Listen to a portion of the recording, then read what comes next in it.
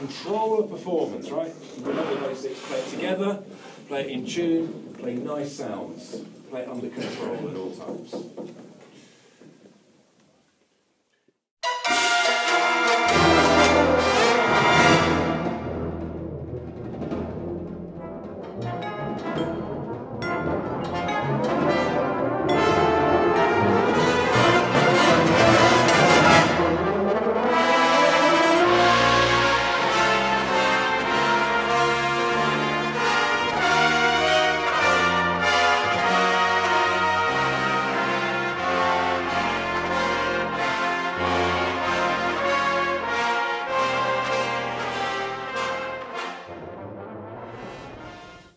How did you come to compose it? Well, I composed the piece actually over 2 years ago when my predecessor as conductor of the band, Bob Childs, commissioned a piece from me for the own choice which Cory would play at the European. But as it happened, it didn't actually work out because we never really got the piece that either Bob or I wanted at that time. But there was still this kind of 90% of a piece done. So I decided to kind of resurrect it and use it 2 years later in the European. So, can you tell us a bit about it?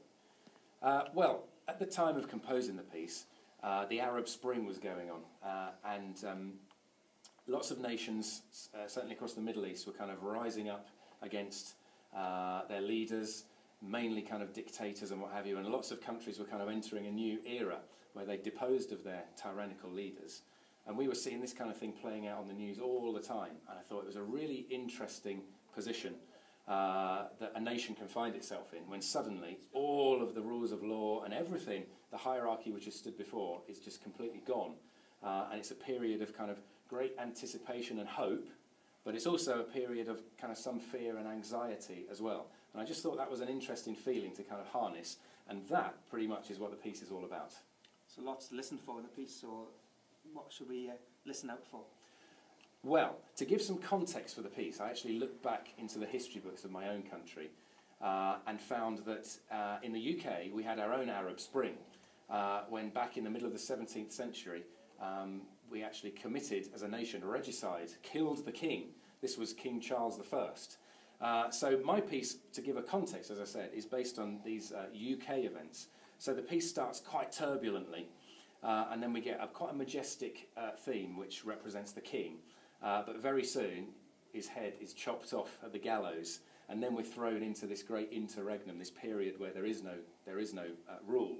And that's where the piece starts to develop, really. And there are different musical themes which represent the different things which the country's going through. For example, there's quite a metallic-sounding theme which represents the might of the military.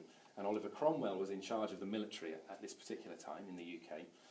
And there's other much more kind of slow and lyrical themes, some of which was connected with some of the religious feeling at the time, because of course the church had a big say in things back in the 17th century.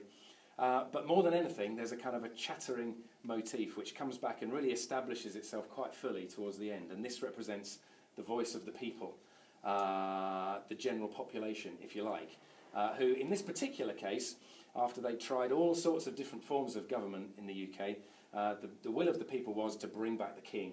So Charles I's son, Charles II, who had gone into hiding in France, eventually at the end of our piece comes back and is put onto the throne, albeit with reduced powers. But my piece ends with the music of the king coming back once again, but this time not so fraught, much more triumphant.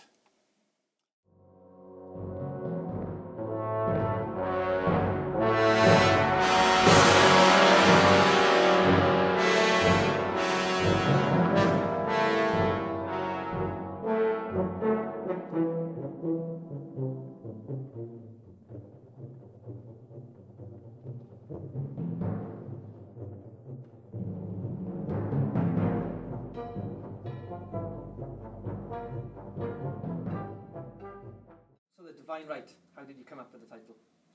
Well, King Charles I was supposedly not a particularly good king, and one of the reasons which led him to the gallows was his steadfast belief in the divine right of kings. In other words, his right to rule was granted originally from heaven, and of course there was less and less feeling for this in more kind of modern times in the 17th century.